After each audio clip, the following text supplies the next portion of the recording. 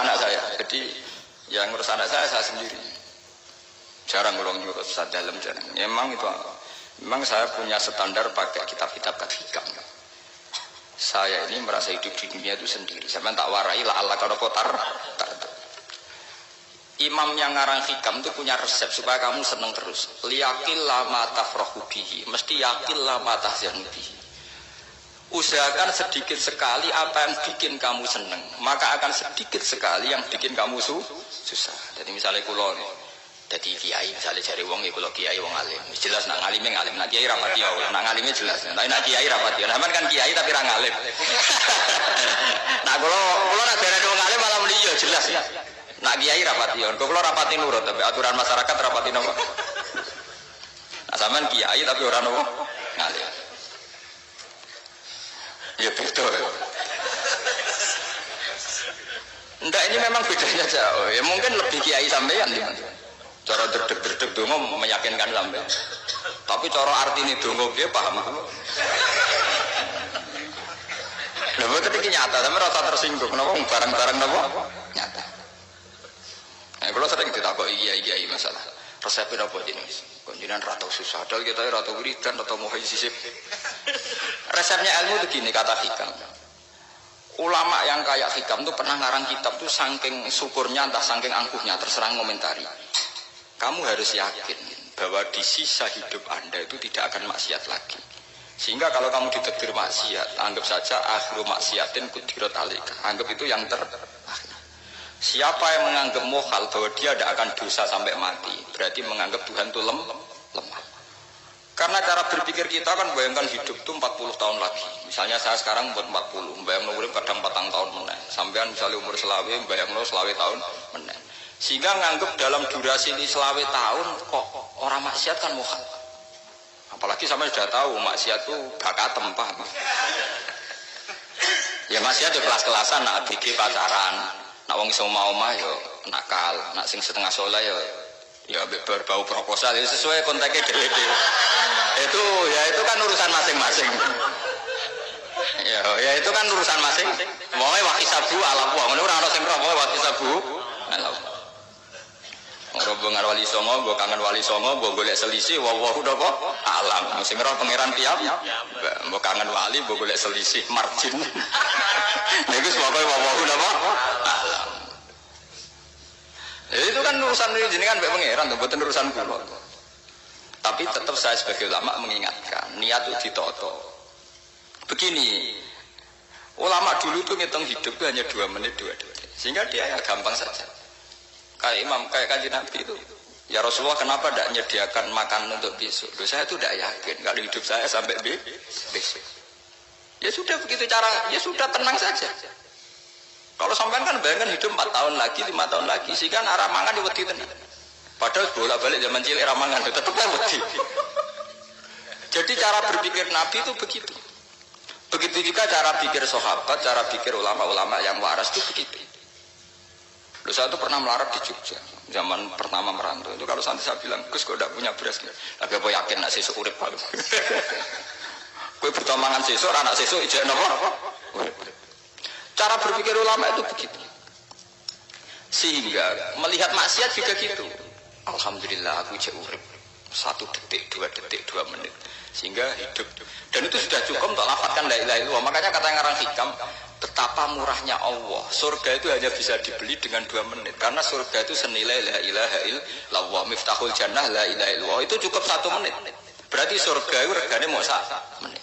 Dan karena dia nganggap hidup itu 1 menit ke depan la ilaha illallah, ya sudah. Dia ngitungnya hidup itu per menit. Kalau sampean kan enggak, per 10 tahun, per 20 tahun. Sehingga kriminal betul. Cara pandang sampean itu kriminal betul. Juga bayang kudu di duwe, kudu di bojo, nak kiai kudu di pengaruh.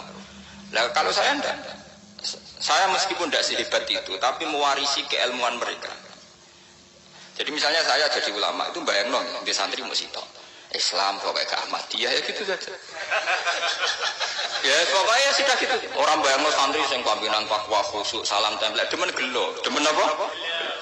Lo tanyakan santri-santri saya itu mungkin belum pernah nyuri istri saya bikin kopi, bisa dihitung. Karena saya itu sederhana saja. Misalnya saya pergi dari Jogja ini yang nyata salah. Bayangno bojo gue semaca, gawe no kopi, buka no lawang malah kecewa. Seperti umumnya orang kan gitu. Semerantau ada gak bojoku nyuambut, digekno kopi, digodhogno banyu hangat, teman bareng teko bojone wangep kukur-kukur. Karena tarifnya dia ideal, maka mudah kecewa kalau itu tidak terjadi. Nak kula boten sebayang napa Jogja pokoke bojoku jek uta Islam. Nak sholat di madhep wulan ya sudah gitu. Pakai standar-standar yang minimalis. Saya dari rumah bangun sampai ngaji ya, pokoknya ya melek, ya sudah nak sholat di madhep napa. Mulane sudah gitu. Andai kan saya pakai standar maksimal, maka akan mudah kecewa. Rasulullah juga begitu. Rasulullah itu ngadepi Sayyidah Aisyah itu ya begitu, ngadepi Hasan Husain. Sehingga tidak ada cerita Nabi mudah kecewa, betul. Karena Nabi bayangkan anak istrinya itu ya minimalis sekali, urusan dunia loh maksudnya minimalis sekali. Misalnya Nabi pagi-pagi tanya, ya Aisyah apa ada sarapan? Tidak ya Rasulullah, ya ikan asumu kalau gitu saya puasa. Kalau sampean, usul-usul orang digekno kopi wong wedok opo, itu kan repot. Muni-muni itibak sunnah Rasul tapi tidak pernah sampean mendekati sunnah apa? Rasul. Sehingga ya tenang saja Nabi. Saya tahu alhamdulillah bisa niru dalam gitu-gitu tuh bisa. Makanya ini kiai muda paling enjoy. Banyak kiai-kiai yang sepuh itu kalau urusan gitu konsultasi sama saya.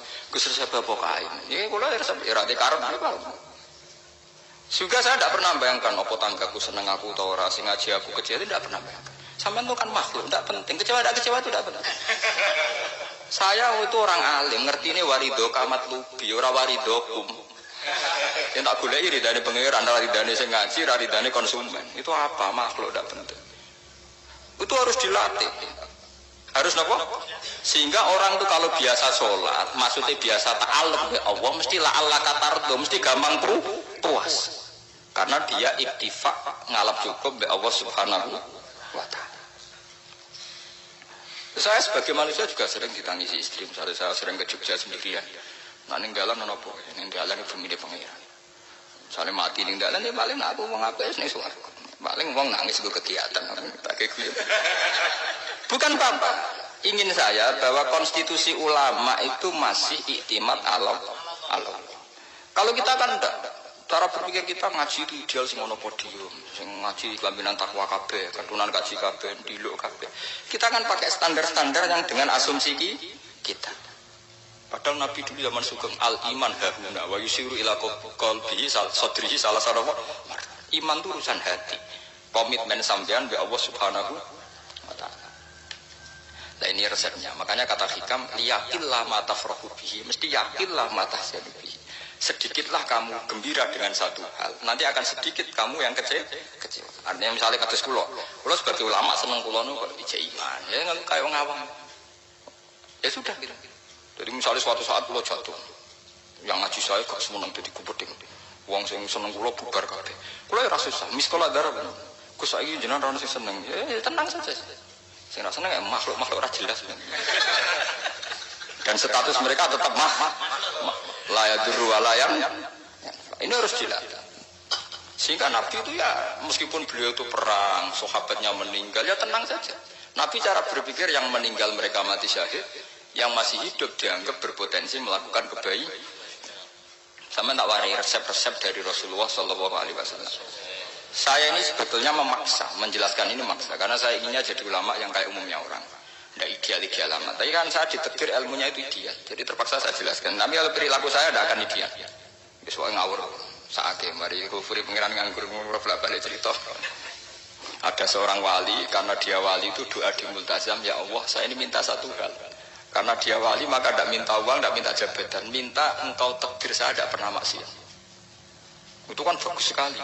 Minta doa ditakdir gak maksiat karena dia. Dari pengiran malah jawab. Fa'ena adzau ghufran. Karena tahu maksiat malah sifat ghafurku tak ada kok endi. Gamane pangeran kan sifat ghafurku ora nganggur. Malahnya tidak ada orang selain Nabi kecuali ditakdir tahu maksiat. Ben sifat ghafure pangeran efektif. Paham ya? Lah sampean kan ghafure mbok kabeh. Dadi karya Sajidul Iqab.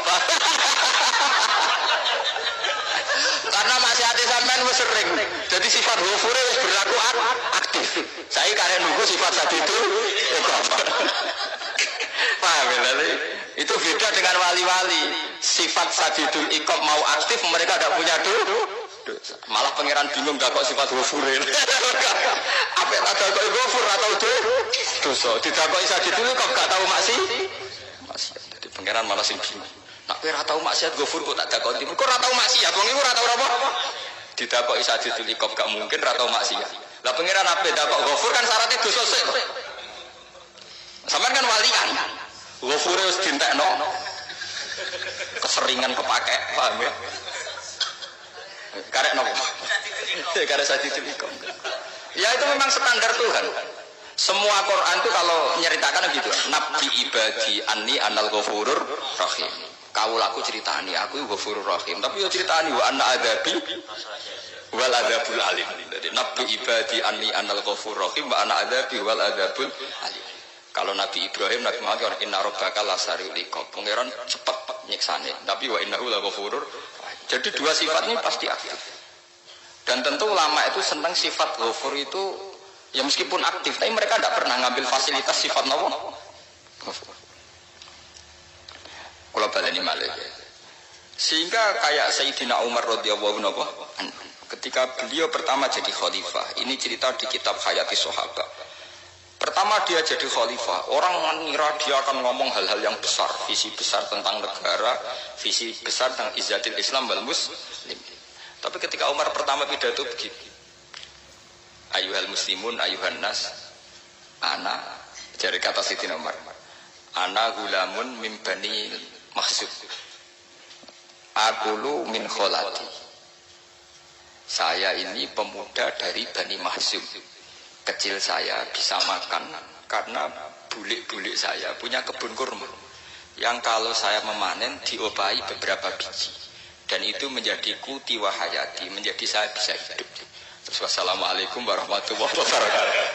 Orang itu penasaran semua. Orang jadi khalifah pertama dibelum jadi amirul mukminin pidatonya ngenang masa kecilnya ra kelar mangan kelare mangan mergo buruh bulike, paham ya? Ngondoh kurma terus dikai tamarote beberapa kurma sing dadekno iso dan itu saya pakai sampai ketemu Allah Subhanahu wa taala saya pakai. Misalnya sekarang saya mulya, misalnya kalau dibilang mulya ya ana sing nyucup, ana sing husnudzon, ana sing hormat macam-macam sawangane. Itu bodoh sekali kalau saya menikmati itu, bodoh sekali. Paling banter nikmati dicucup, dihormati itu apa? Tapi kalau nikmatnya bisa makan saat itu tuh nyawa. SBY jadi presiden prestasi, Gus Dur jadi presiden prestasi, tapi umpama presiden tetap mangan. Prestasi tertinggi adalah bisa makan sedisat dirumki gojogonyo. Makanya Umar mengingatkan, sebetulnya nikmat tertinggi saya itu tidak saat saya jadi khalifah, saat itu kok aku iso mangan, cara gak aku mati. Paham ya? Jadi itu luar biasa. Kita ini kan menjadi angkuh karena ngitung nikmat itu yang besar-besar, punya prestasi, punya. Kalau saya enggak ngitung nikmat itu kelar mangan gak mati, kan gampang.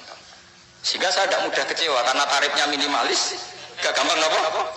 Jadi misalnya kalau kapan-kapan kok bro, Gus ini Tuhan rasanya jenengan ngeten-ngeten, oh makhluk itu ya gak apa-apa. Kalau disetatuskan kiai kan seakan-akan ngomongnya sakral, seakan-akan mandi. Tapi nak tak status, oh makhluk itu ngomong ngono ya sudah kan. Menjadi ringan kan kalau distatuskan sebagai apa? Makhluk. Tentu makhluk statusnya la yadurru wala yanfa. Nah di sini ini pentingnya orang-orang ahli tauhid tentu tidak punya kesusahan. Innal ladzina qalu rabbuna wa tsummas taqamu. Itu mesti tidak ada kesusahan sama sekali.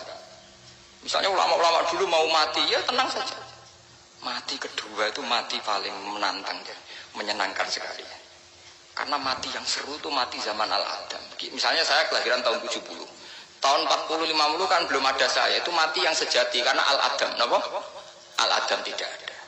Mati yang nanti itu mati yang petualangan karena saya mati setelah menyaksikan kekuasaan Allah, setelah husnudzon sehingga mati yang menuti kerinduan akan ketemu sang kekasih. Makanya Jalaluddin Ar-Rumi ketika mau meninggal dan orang-orang muridnya nangis, dia marah-marah. Hei murid-muridku, betapa bodohnya engkau. Saat kayak ini yang saya tunggu. Saya sudah menyesal berpisah sampai Allah dan cinta. Senang. Aku kecewa waktu makhluk-makhluk koyo kuwi. Saiki wis wayahe aku goleki kholik dan sing tak senengi malah mbok tangi. Cek bodhone kuwi. Saat-saat sing tak enteni malah mbok tanda. Betapa aku lamanya menunggu kematian ini. Mergo hidup itu keterpisahanku mbek Allah, kemen ketemu kowe jare. Mulane Jalaluddin Rumilah yang mengistilahkan mati itu malam pengantin. Makanya fal'an awanul firaq minkum wa awanul wisol bihabibi. Ini saat yang indah karena ketemu dengan berpisah dari makhluk-makhluk yang tidak penting menuju sama habibi kekasihku. Jadi yang istilahkan mati itu malam pengantin. Semenjak istilah itu populer sehingga di Jawa ana ngipi dadi nganten takwilane mati. Itu filosofi sufi ya, filosofi napa? Lah niku benar. Begitu juga sahabat-sahabat dulu. Bilal itu mau meninggal, anaknya udah nangis. Bilal lagu ya, ditanya sama anaknya, kenapa anak-anak kamu nangis? Dan jenengan badhe kapundhut. Aku malah seneng nang mati. Hudan nalqal akhibah Muhammadan wa hizbah. Aku nak urip ketemune mbek kowe terus. Malah nak mati ketemu Nabi Muhammad. Hudan nalqal akhibah Muhammadan wa hizbah. Nah, dengan cara pandang begitu maka hidup itu enjoy saja. Ya, saya sebenarnya keberatan pakai kelas ini, keberatan karena saya harus ngulang sampean-sampean itu. Ya makanya potensi kayak saya tentu mengurangi jadwal ketemu. Makanya saya mohon kalau tidak penting itu jangan sungkan. Anggap saja itu bagian dari hormat saya. Ya minimal sampai anak misalnya di duit sekitar gue jajan pentolan anak apa mau kesuwan bareng malah repot. Wes ganggu wong anak peleleran pak. Nah misalnya sampai kepentak kok hukum. Uang nak rapi pinter, hukumnya takokane ya ringan, takok kiye tanggam paling iso. Karena pertanyaan yang ringan tentu ya ringan-ringan saja.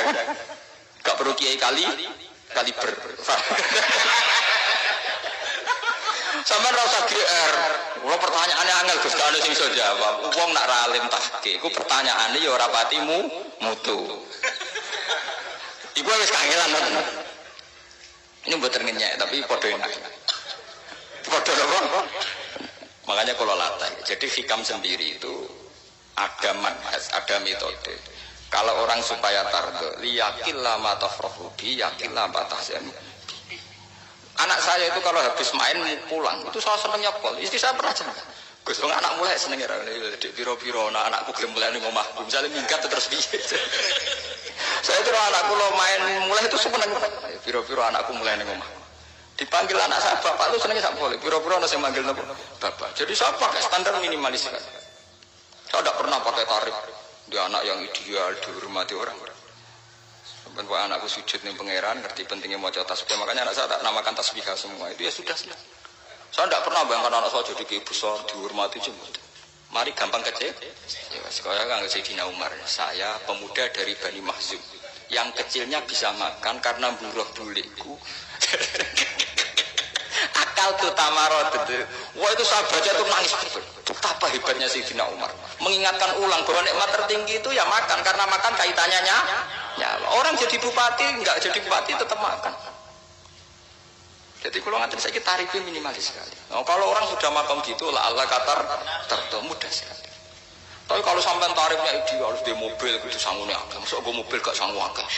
Barang gue sangu akeh kudu gue penderek. Mosok kiri lunga wong sugih kok lunga tanpa penderek. Barang pendereke maju. Mosok ora kena dikeloni aja malah repot. Akhire gue wong ayu. Anak selingkuh dijar-jari sing itu malah perkara meneh. Yo ruwet nuruti tahapan-tahapan duniawi Makanya resep kalau ingin seneng tuh kon sholat. Maksudnya sholat dihayati secara tauhid ya. Dihayati secara tauhid. Misalnya inna sholati wa nusuki wa mahyaya wa mamati lillahi rabbil alamin. Itu akan pasti Allah katardo, pasti mudah menjadi ridho. Ini satu semit ya, dari resep seorang ulama yang saya meniru beberapa di kitab Hayati Sahabat, di kitab Hikam, dan meniru terutama semuanya sanad dari Rasulullah Shallallahu Alaihi Wasallam. Makanya suatu saat Nabi itu kagum. Abdullah bin Mas'ud itu jalan-jalan dan dikawal oleh beberapa malaikat. Terus Nabi itu heran. Ya Abdullah, kenapa malaikat itu selalu mengawal kamu? Terus kata Abdullah bin Mas'ud, ya Rasulullah, inilah akhtu khutwatan illa wa azunnu alla akhtu wa ukhra. Wa ma akaltu luqmatan illa wa azunnu alla alqamu ukhra. Saya itu tidak pernah melangkah kecuali saya tidak pernah yakin apa betul saya bisa melangkah lagi. Jadi perlangkahnya itu dia iktimat Allah. Dan saya tidak pernah mengunyah satu kunyahan kecuali saya tidak yakin apa betul saya bisa mengunyah lagi. Sehingga setiap kunyahannya tetap semuanya bernada Bismillah. Semua itu atas nama pertolongan. Terus kata Rasulullah, orang kayak kamu itu andaikan saya ada nabi terakhir itu jadi nabi. Jadi kemana? Makanya dulu Nabi itu sering ngentikan, Andai kan orang-orang kayak gitu itu ada nubuah, tentu mereka punya derajat nopo? Nubuah. Jadi tidak jadi nabi tapi punya derajat nopo? Nubuah. Nah, orang yang cara berpikir gitu tentu tidak khawatir apa yang hilang dari dirinya karena dia berkontrak dengan Tuhan hanya per menit per detik. Makanya hikam punya resep al-mu'min yusiru sana Allah min ayakuna li nafsi dzakiron. Seorang mukmin yang sejati tentu kontraknya dengan Allah Subhanahu wa taala dan dia tidak pernah ingat dirinya sendiri. Kayak sampean pas umat tapiil, Allahu Akbar, Allah Maha Besar, subhanallah. Selalu ana wong ngrasani ya ora lali, termasuk lali utange barang ini kuwi. Tapi yang jelas kan menjadi enjoy dengan dirinya sendiri. Paham ya? Menjadi enjoy dengan dirinya karena dia tidak sering punya kontrak dengan makhluk. Nah ini maksudnya Allah kan apa? Janganlah Allah kata kamu pandang, apa nak sholat terus kabul kajati, apa nak sholat terus untuk duit ya nama bermur. Karena cara berpikir iso aja nak duit ya. Dan ini resep ya, dan resep ini dari ulama-ulama yang istinad ila Rasulullah Shallallahu Alaihi Wasallam. Karena kalau Nabi itu memang cara pandang begitu. Aisyah itu pernah ditanya, ya Aisyah, saya ini ingin makan, apa daging yang dari sahabat ini masih? Wah ya Rasulullah sudah habis karena tak kasihkan tetangga. Itu Nabi tidak marah-marah malah bilang, kamu benar Aisyah, kamu biru, yang kamu kasihkan tuh yang masih. Karena daging dipangan dewe kadang nuruti nafsu. Nak dikekno wong sedekah nuruti perintah pengen. Jare Kanjeng Nabi, beneran Aisyah. Dagingnya ijek. Mongko ana tiyang malah ijek. Sing mbok sedekah malah sing ijek. Cara berpikir Nabi itu begitu. Tapi tahu-tahu disederhanakan sunnah Nabi serbanan. Lah itu kan ya memang itu bagian dari sunnah Nabi, tapi sunnah seharga 10.000. Paham ya? Ya monggo mawon sampean sunnah Nabi serbanan gitu, tapi itu sunnah yang bisa dibeli dengan murah. Hakikatnya sunnah Nabi itu rata-rata bentuknya perilaku. Napa? Sampeyan delok dawuh Aisyah tengene tiba berjanji. Kana khuluquhul Qur'an wa shimatuhul ghufran yansahu lil insan wa yafsahu fil ihsan wa ya'fu 'anil dzambi idza kana fi haqqihi wa sababi. Kana khuluquhul Qur'an, Nabi ku akhlak dasare wis kaya Quran plek. Urusane akhlak. Wa shimatuhul ghufran, ciri utama sifatnya Nabi gampang nyepuro. Yansahu lil insan. Dan Nabi punya niat baik pada seluruh manusia. Wa yafsahu fil ihsan, sering melakukan ihsan. Lah nek sunah Nabi ngoten kan luwih sering kula Quran ya wis hafal mulang. Wasimatu Quran kula gampang nyepuro, sampeyan ngaji angop ora tau tak amuk. Yan sahulil insan kula bedina nasihati tiyang wong mulang. Wa yafsahu fil ihsan tak gampang. Kula mulang ora tau gawe tarik. Itu sakmene kudu podium, kudu wong dilo ya ora. Pokoke angger ke Ahmadiyah ya salat madhep ngulon ya sudah. Loh, itu kan dawuh Aisyah ketika ditanya kaifa kana khuluqu Rasulillah. Dan itu semua dijawab oleh ahwal, oleh sebuah perilaku. Enggak ada Aisyah jawab nganggo atribut. Oh Nabi itu jubahan, serbanan, enggak ada itu. Memang itu sunnah ya, saya akui itu sunnah, teman jangan salah paham ya. Tapi itu sunnah yang tidak dijawab oleh Aisyah. Sunnah yang sampean jawab sendiri, paham? Aisyah yang istrinya Rasulullah ketika ditanya kaifa kana khuluqu Rasulillah, beliau jawab kana khuluquhul Qur'an wa simatuhul ghufran yansahu lil insan wa yafrahu fil ihsan. Semuanya akwal wa ya'fu 'anil dzambi idza kana fi haqqihi wa sababi wa idza dhiya haqqu wa lam yakun li ahadi marra'ahu badihatan haba wa idza ta'ahul miskinu ajaba yaqulul haqqa walau kana murra wa la yu'miru lil muslimin hisaw wala. Semuanya itu akhwal, satu perilaku sosial. Saya mengakui kalau serbanan sunat. Ya saya ngakui. Tapi sunnah wis berubah. Karena saya mewakili yang akhwal tadi yang apa? Lah mungkin untuk sampeyan monggo kalau untuk ngisi sunnah. Tapi gue ya adil itu. Ini bukan kritik buatan yang meyakini serban sunat kan sudah banyak dan itu bagus. Tapi cobalah juga meyakini ahwalu Rasulillah. Makanya mansana sunnatan itu rata-rata ulama maknani siapa yang ikut sunnahnya Nabi. Rata-rata ulama nafsir ahwalu Rasulillah wa af'alu. Perilaku sosial Rasulullah. Makanya terusannya wa idza da'ahul miskinu aja. Kalau dipanggil orang miskin ya datang. Ya maksudnya ada harus orang miskin manggil pas resepsi kawin boten. Misalnya ono wong melarat kuwi di sepeda motor, wong melarate yo ngeturane puskesmas ya mbok terno. Wong melarat loro yo nukono misale apa minyak kayu putih mbok tekani. Ora kok ngerti-ngerti mbok ngurusan walimatul urus sing wajib piye lho. Supaya lho lalu wa idza jal miskin wajib ora ono hadise urusan walimatul urusan mboten. Kalau orang miskin manggil ya, dalam riwayat hadis ya Nabi sering dipanggil orang miskin. Ya Rasulullah, mbok datang ke rumahku, ada apa? Terus ya Nabi, saya tuh ingin rumahku sing elek jenengan nanti sholat temeriku. Ya Nabi datang ya sholat saja ya harus jamuan. Fi ayyi makanin aradta an usolliya fi. Kamu di tempat mana kamu seneng saya sholat? Temriki ya Rasulullah. Ya Nabi sholat. Sing utang ya waras pisan. Kenangan mbek Nabi kok mae dienggo sholat Nabi. Ambean tahu utang kiai kon sholat. Kon promosekno anakmu iku Pak. Kiai itu nggak nunggu kersane ketampi PNS. Padahal kiai ini juga anak era PNS. Kalau dulu kan sahabat ngundang Nabi itu ya gitu. Ya Rasulullah, saya itu ingin sekali engkau sholat di rumahku. Fatakhidahu musollan. Kemudian tempat yang pernah engkau sholati mau tak pakai musola pribadi. Makanya masjid Kiblaten itu rumahnya sahabat. Karena dulu Nabi pernah sholat di satu tempat. Adalah ono perintah tahlilul kiblat itu di rumahnya sahabat. Itu sahabat dulu itu kalau ngaturi Nabi itu kenanya ingin Nabi pernah sholat di situ. Ilmu ngeten ini mentek. Ya untungnya nonton pulau. Jadi ono sing eling-eling ya Pak. Teman-teman kudu syukur ya. Artinya syukur ya. Orang kayak saya itu tidak usah sampean dikte-dikte ngikuti hukum adat. Kalau ngoten sampean gelo mergo kula ora iso teko, kula ya gelo perkarane ulama kok mbok atur. Makanya saya sering guyon cerita, saya itu kalau di pasar Pandangan dulu itu anyaran boyong sering di pasar, ditanya sama Gus wong alim kok ning pasar. Piye? Aneh to. Ya aneh kuwi. Aneh piye? Bodohnya wong alim. Kadang masyarakat itu tidak sadar keanehan dirinya sendiri. Mereka enak saja merasa kalau orang alim ke pasar itu aneh. Mereka tidak sadar orang bodohnya wong alim ya aneh. Enak saja mereka mikir sepi. Paham ini supaya sampean la Allah kana potar. Makanya untuk Rasulullah, Nabi itu sering ngendikan nek ana tamu hormati. Tapi etika mertamu di Rasulullah itu walakin idza du'aitum. Mertamu Nabi itu nunggu ditimbali. Walakin idza du'itum du'iya mabni majhul. Ketika kamu ditimbali faqul. Jadi ya ayyuhalladzina amanu la tadkhulu buyutan nabiyyi illa ayyudzana lakum. Jadi untuk sowan Nabi itu nunggu dipanggil.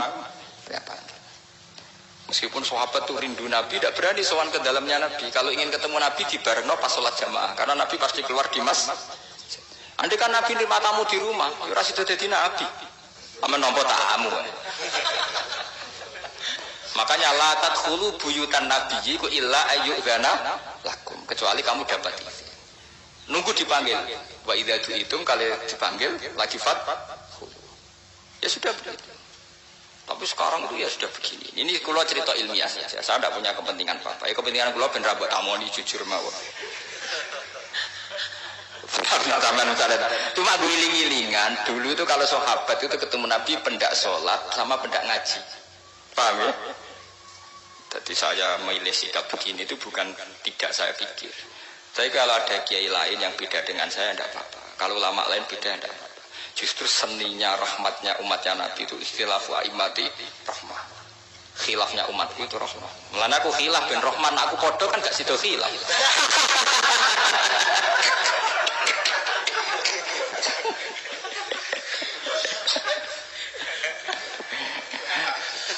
Dasar debat khilaf. Jadi sebetulnya jelas ya ayyuhalladzina amanu la tadkhulu buyutan nabi la yudzana lakum la ta'amin ghairu nazirina inna walakin idza tu'itum. Kalau kamu ditim. Nah, padahal setelah tidak ada nabi tentu yang mewarisi nabi adalah ulama. Ya minimal itu ya ulama itu pokoknya kula kenangan panjenengan yo ngaji misalnya. Kenal Gus Ba ya kenal nabi. Pas ngaji ya sudah gitu. Sahabat kenangannya sama nabi ya gitu. Nabi roh jeneng ora cuma aku betina jamaah ben Nabi. Ya sudah gitu kenangannya. Yang kenal Nabi ya sahabat papan-papan atas ya. Makanya sahabat itu ribuan tapi pancet sing munculnya hadis Abu Bakar, Umar, Utsman, Ali kan. Karena yang lain memang enggak kenal, hanya ikut sholat, ikut ngaji. Jadi ya enggak ada memang enggak tahu muncul ning apa. Hadis. hadis. Muncul-muncul jamun minas sahabat. Munculnya rombongan. Ya karena mereka kenalnya Nabi benda sholat, benda apa? Pengaji. Paham gitu. Terus niki kula sukani resep liyaqilla ma tafrahu bihi, mesti yaqilla ma tahzanu bihi, supaya sedikit sekali yang bikin kamu senang, maka akan sedikit sekali yang bikin kamu Jadi misalnya kita bayangno bojo ngoten. Bojoku alhamdulillah aja Islam nak salat madhepmu. Jadi misalnya roh cerewete, roh jugese, roh kukur-kukure mbek angop tenang. Tenang. Mergo ijazah tenang, karena tarifnya mini. Jajal misalnya tarif bojo kudu senyum teko wis maca. Bareng roe teko waduh wis bar. Dari hikam gampang. Makanya hikam itu punya cerita. Suatu saat seorang raja itu dapat kiriman gelas keramik yang indah sekali dari Zabarjat. Terus bertatahkan intan, pokoknya serba mewah. Raja itu senang sekali. Ketika tanya penasihatnya, menurut kamu gimana gelas ini? Ya gelas ini indah sekali, tapi sebaiknya raja ndak punya aja. Loh, saya senang kok sebaiknya ndak punya. Saking senangnya raja itu tiap minum pakai gelas itu, kalau ndak ada nggak mau minum. Suatu saat gelas itu pecah, susah sekali raja. Memanggil penasihat, iya bener kamu. Kalau saya dulu ndak punya malah tahu pecah. Jadi dulu raja itu yang gelas atom gelem, gelas biasa gelem, kan menjadi bunga yang gampang kan ringan. Tapi sekarang bunganya bersyarat kan menjadi tambah repot. Sama gue di sini untuk bojo gue asal wedok sampai sholat madem mulat wis seneng. Tapi setelah kamu pakai tarif yang macam-macam kan tambah senengnya ngenteni macak, ngenteni ramah, ngenteni servis kan repot. Tapi aku bojo kula sering janggal. Kepengen kula niku ngamuk, iki kula bilang ngamuk apa kowe Islam apa. Kowe ya rohku ya Islam ya salat ketake madhep bulan nang ngamuk urusan apa. Ya aneh memang cara berkeluarga saya aneh, tapi aneh yang waras. Dibang sampean umumnya orang umum tapi tidak bener. Karena tarifnya kebanyakan. Iku jenenge apa? Liyaqil la ma tafrahu bihi, mesti yaqil la ma tahzanu. Al-Fatihah.